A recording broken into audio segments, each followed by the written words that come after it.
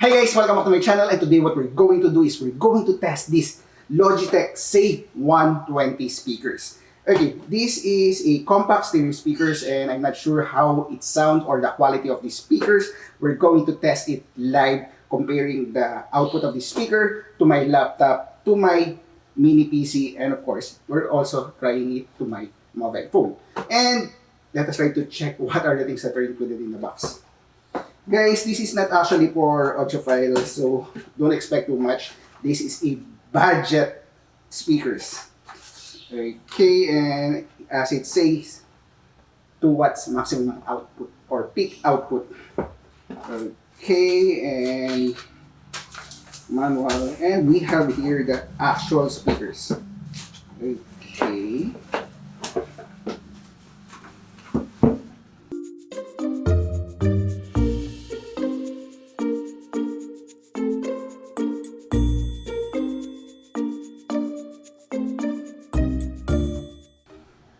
Okay guys, this is actually a good looking speaker. A minimal speaker because it is really tiny, and this is actually intended for my son's online schooling because this mini computer is actually giving us a very low output for the volume, and the sound quality is not really that great. It works, but it is not great. So we're going to check if this speaker will actually improve the sound quality coming from this workstation.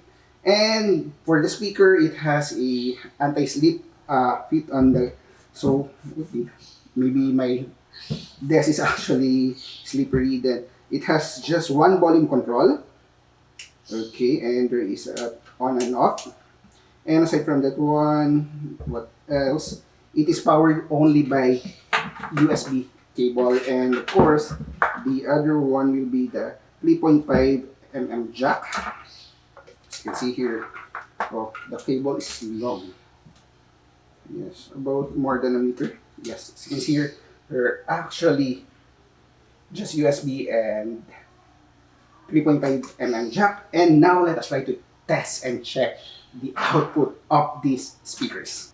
Okay guys, now for the first testing, we're going to play a video on my computer or the HP speaker, because this monitor also has a speaker, but we're going to test the speaker of the HP mini PC first. So it is actually on maximum volume, and right now it is actually playing on the speakers of this mini PC.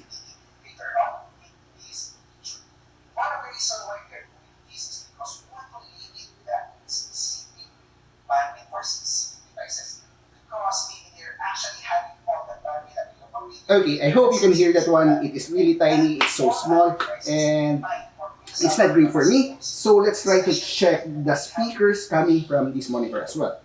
So first is the monitor. Okay, now this is coming from the monitor.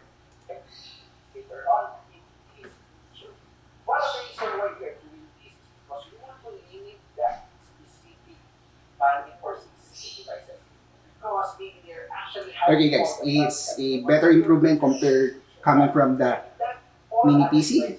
The monitor has a better audio quality, and now let's try to check if there is an improvement using these speakers.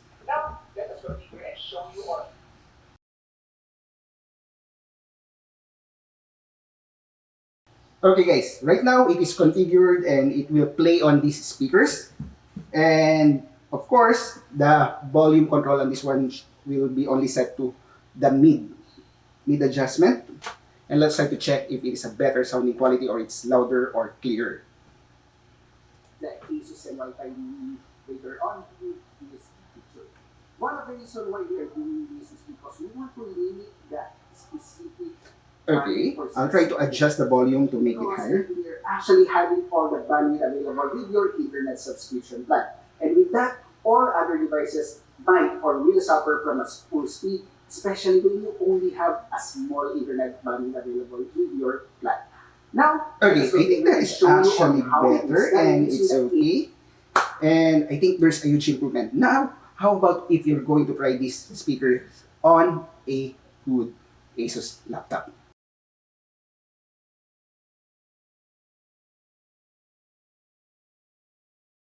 Okay guys, now let us try to test the audio quality on this laptop, and everything is set to high as well. So let's try to play this video.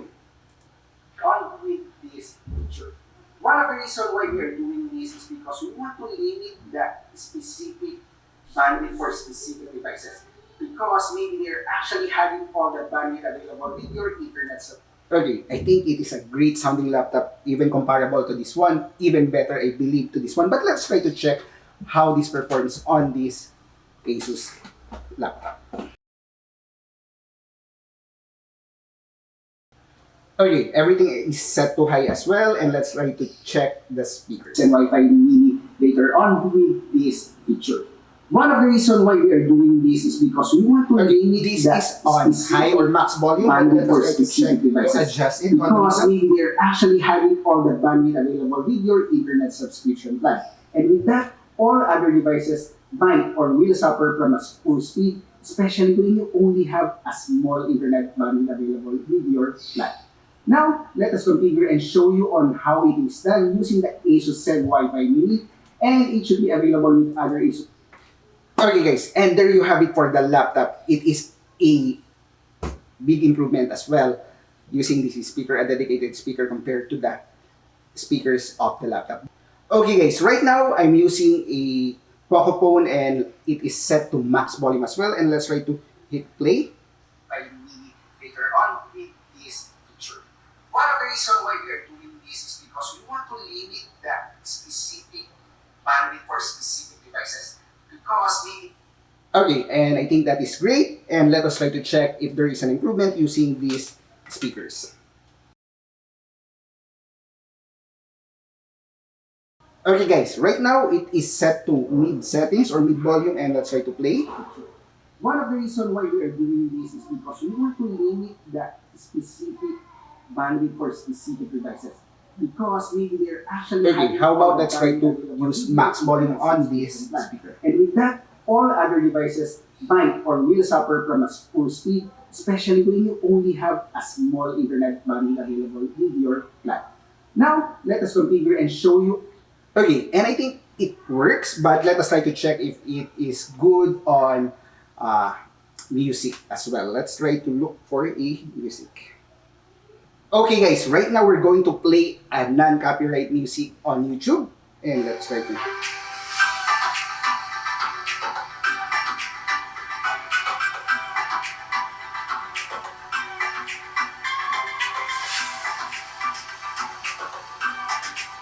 Okay, and that is the performance of this Poco phone, and let us try to check using a speaker or these speakers.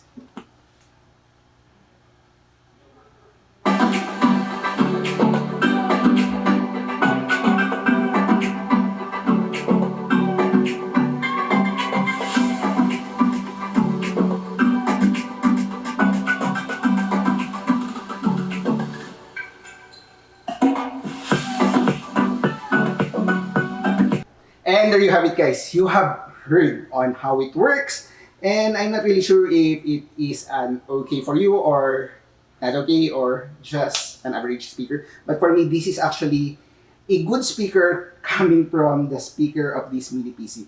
It is actually a huge improvement. I can adjust the volume louder, but not that sounding great, but I think it is better compared to the speakers of this built-in mini PC. And for the laptop, it boosted up the sound or the sound level or the volume. It gives me a better volume or loudness so everyone can hear inside the room. And other thing is, of course, on my mobile phone, if I'm on a party, I'm not really sure if you can actually just bring this one and set up the mood of a room or a bar, or if you're having a dinner party with your friends, because this is not actually powered by internal battery, or it doesn't have any internal battery to power this on. I'm using actually a power bank just to test these things out.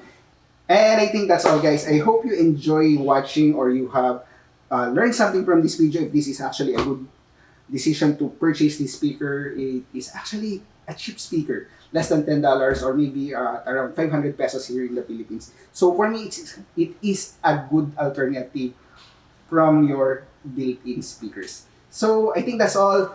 If you have comments and suggestion, comment down below or message me at JK Chavez on FB. Again, thanks for watching. Have a great day. Stay safe and bye!